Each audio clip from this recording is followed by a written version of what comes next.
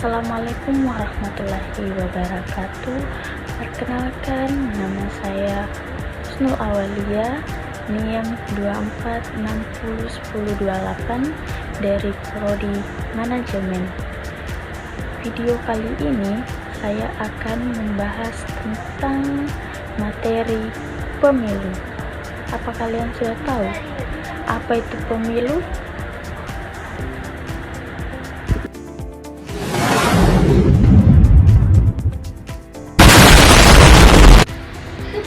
Nah, jadi pemilihan umum atau pemilu merupakan salah satu mekanisme fundamental dalam kehidupan berbangsa dan bernegara yang berfungsi sebagai sarana bagi rakyat untuk memilih pemimpin dan wakil-wakilnya secara langsung, bebas, dan rahasia. Sebagai landasan dari sistem demokrasi, pemilu memiliki peran strategis dalam memastikan terciptanya pemerintahan yang sah, transparan, dan akuntabel. Proses ini menjamin bahwa kekuasaan pemerintah benar-benar berasal dari kehendak rakyat sehingga dapat menjaga kedaulatan serta keutuhan bangsa.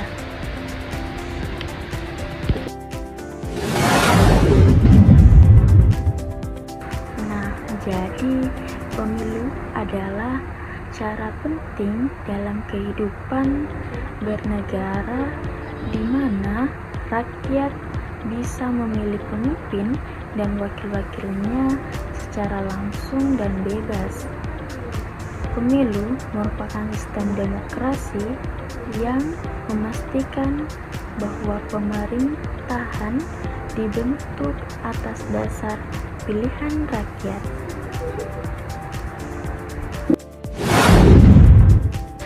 Pengertian pemilu. Pemilihan umum atau pemilu adalah proses demokrasi di mana warga negara yang memenuhi syarat memberikan suara untuk memilih pemimpin dan wakil-wakil mereka dalam lembaga legislatif maupun eksekutif. Pemilu merupakan sarana bagi rakyat untuk mengapresiasikan kehendak politik mereka dan berpartisipasi dalam pengambilan keputusan yang berkaitan dengan pemerintah dan kebijakan publik. Nah, secara ringkasnya adalah pemilu adalah proses di mana rakyat ini sudah memenuhi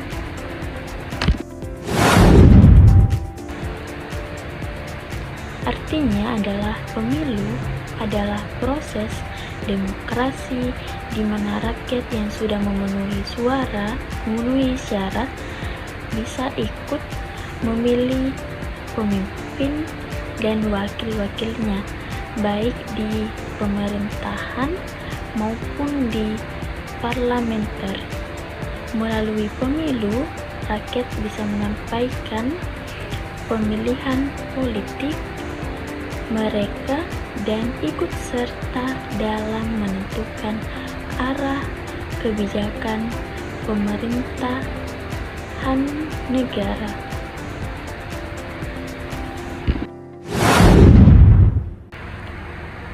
Sejarah pemilu di Indonesia. Sejarah pemilu di Indonesia dimulai setelah proklamasi kemerdekaan pada tahun 1945.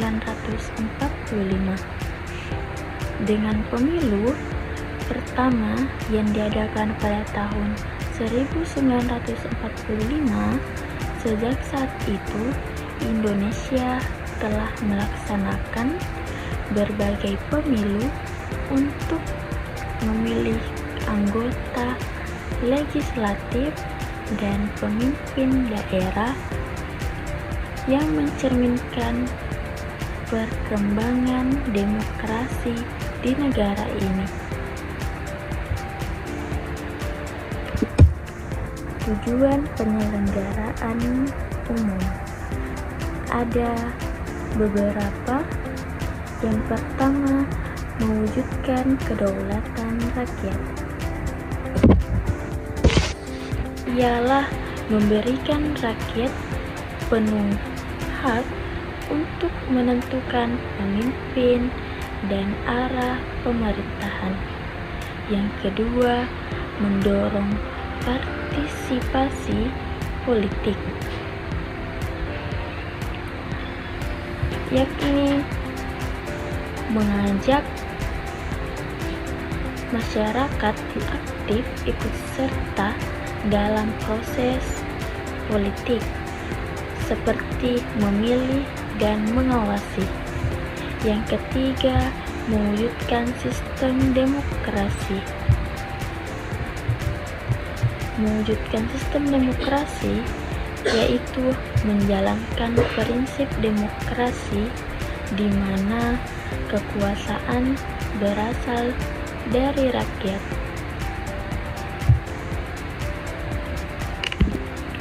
Menjaga stabilitas politik, yakni mencegah konflik dengan pergantian kekuasaan yang damai dan teratur.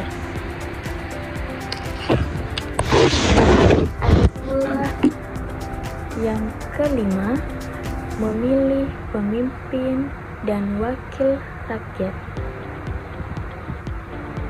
yaitu sebagai cara memilih orang-orang yang akan mewakili rakyat dan memimpin negara. Yang keenam, menjaga akuntabilitas produk. Pemimpin yang terpilih harus bertanggung jawab pada rakyat karena dipilih langsung. Yang ketujuh, mendorong persaingan sehat. Memberikan kesempatan yang adil bagi semua calon untuk bersaing berdasarkan ide dan program. Dan yang kedelapan, meningkatkan kualitas kebijakan publik. Pemimpin hasil pilihan rakyat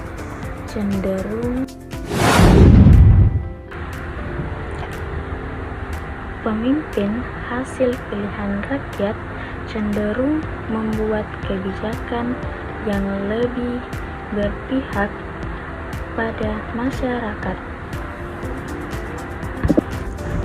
Tujuan penyelenggaraan pemilu terbagi menjadi 5 bagian. Yang pertama, mewujudkan kedaulatan rakyat, yakni memberi kekuasaan kepada rakyat untuk menentukan arah pemerintahan. Yang kedua, memilih pemimpin dan wakil rakyat.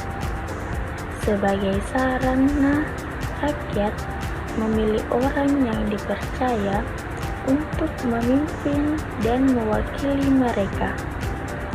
Yang ketiga, mendorong partisipasi politik, mengajak masyarakat ikut dalam proses politik, seperti memilih dan mengawasi pemerintah.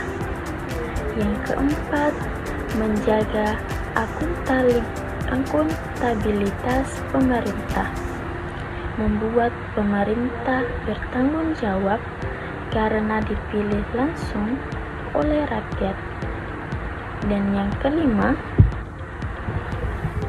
mewujudkan sistem demokrasi. Menjalankan prinsip demokrasi, yaitu pemerintahan dari rakyat, oleh dan untuk rakyat.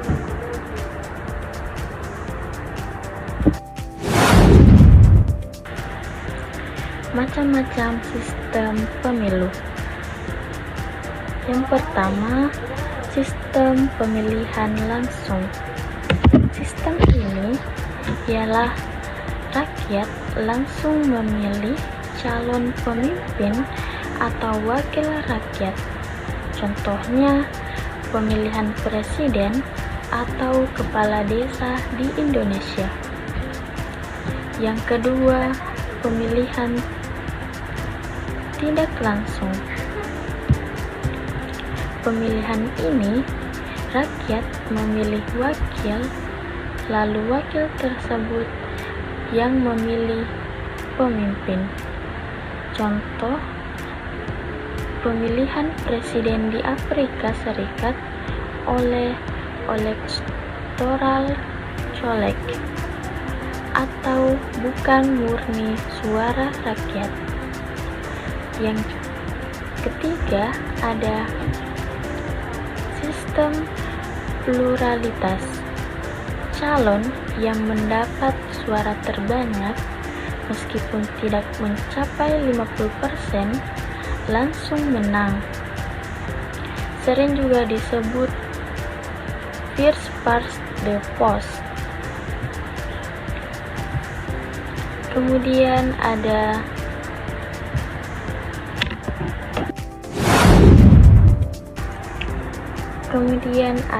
sistem single transfer vote.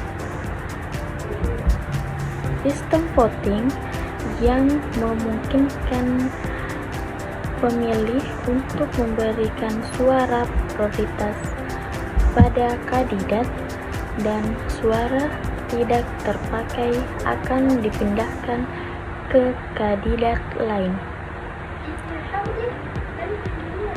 Berikutnya ada sistem two-round system.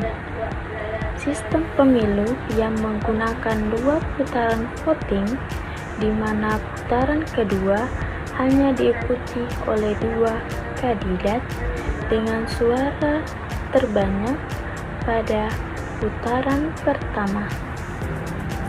Kemudian ada sistem campuran.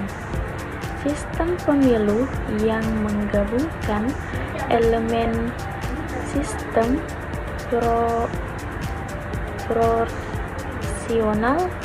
proporsional, dan sistem mayoritas, di mana sebagai kursi diisi melalui sistem proporsional dan sebagai yang lainnya melalui sistem mayoritas.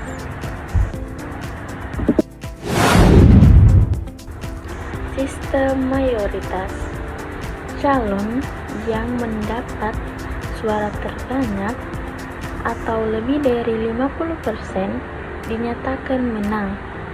Jika tidak ada yang mencapai itu, biasanya diadakan putaran kedua. Kemudian ada sistem proporsional. Jumlah kursi di parlemen dibagi secara proporsional sesuai jumlah suara yang diperoleh partai. Sistem ini lebih banyak dipakai untuk wakil rakyat atau DPR.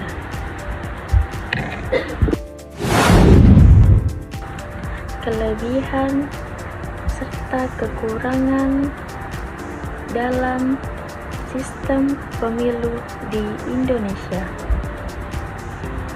Yang pertama, mendorong partisipasi politik. Rakyat bisa aktif ikut memilih dan menentukan pemimpin wakil mereka. Yang kedua, Yang kedua, mewujudkan sistem demokrasi. Pemilu langsung memberi kekuasaan kepada rakyat untuk memilih secara bebas.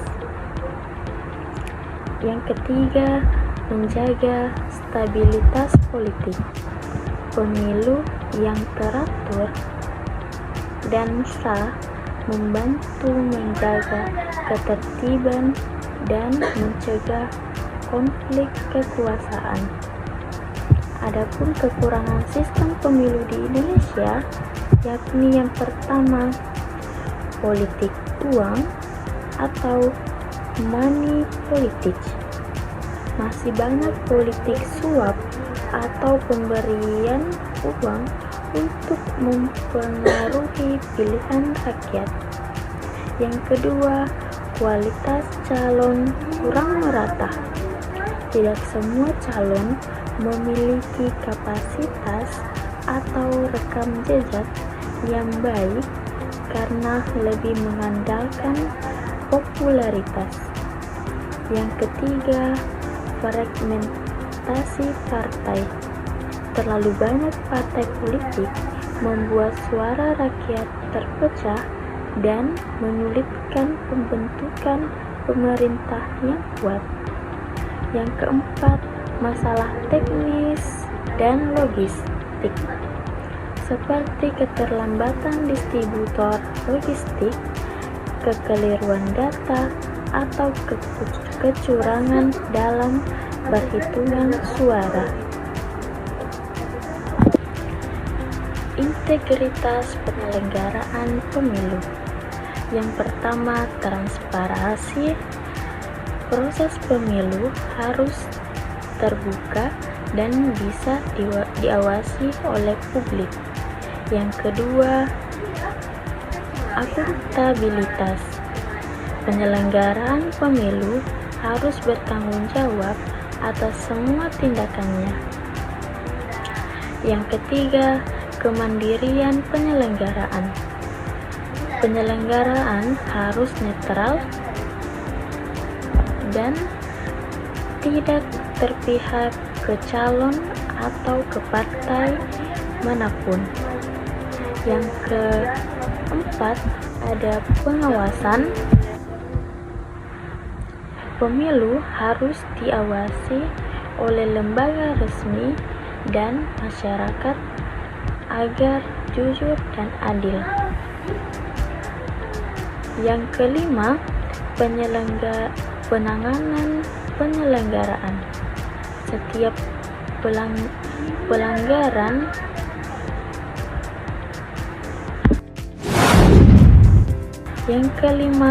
penanganan pelanggaran.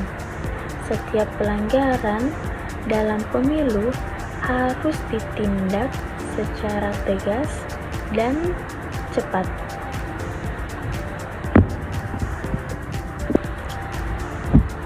Dan keadilan. Semua peserta pemilu diperlakukan sama tanpa pilih kasih. Dan yang terakhir, ada keamanan. Proses pemilu harus berlangsung aman tanpa intimidasi atau kekerasan.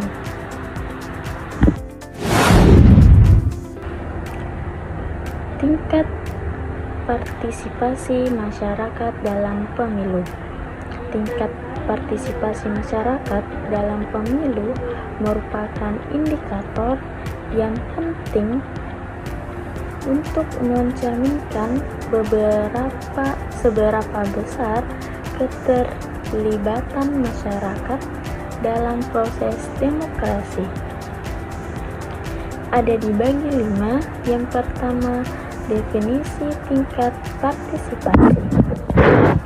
Tingkat partisipasi adalah seberapa banyak warga yang ikut memilih dalam pemilu.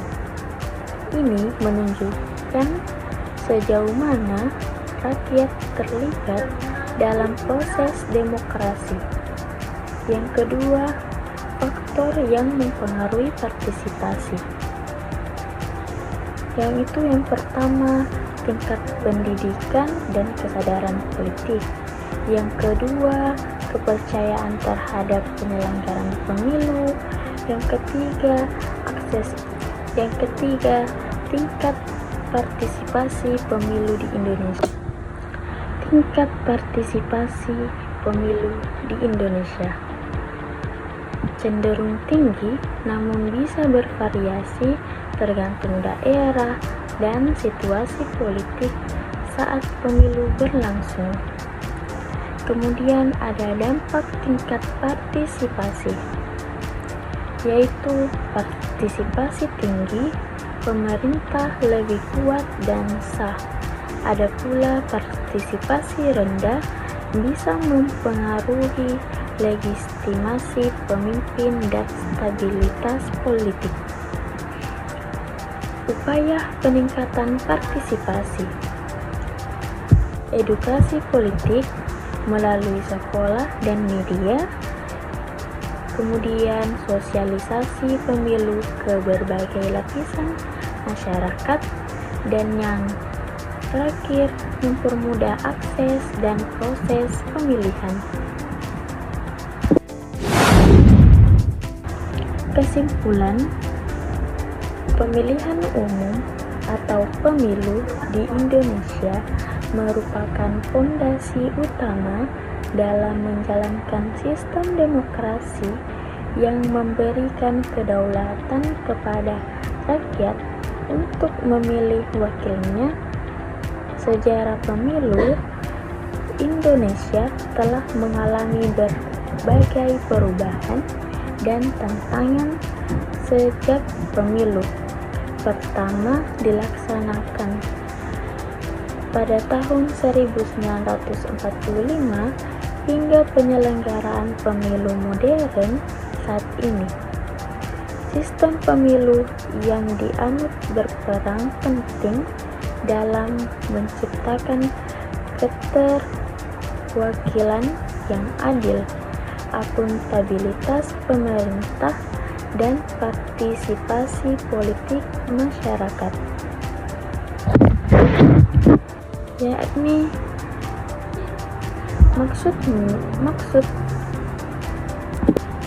jadi pemilu di Indonesia adalah dasar utama dalam menjalankan demokrasi, karena lewat pemilu rakyat bisa memilih wakil-wakilnya secara langsung, dan sistem pemilu yang digunakan sangat penting untuk memastikan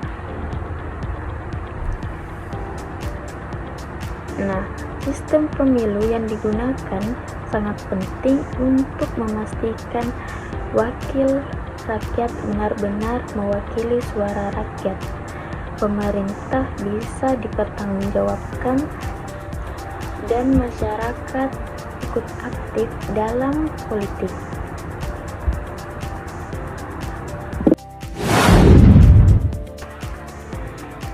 Ini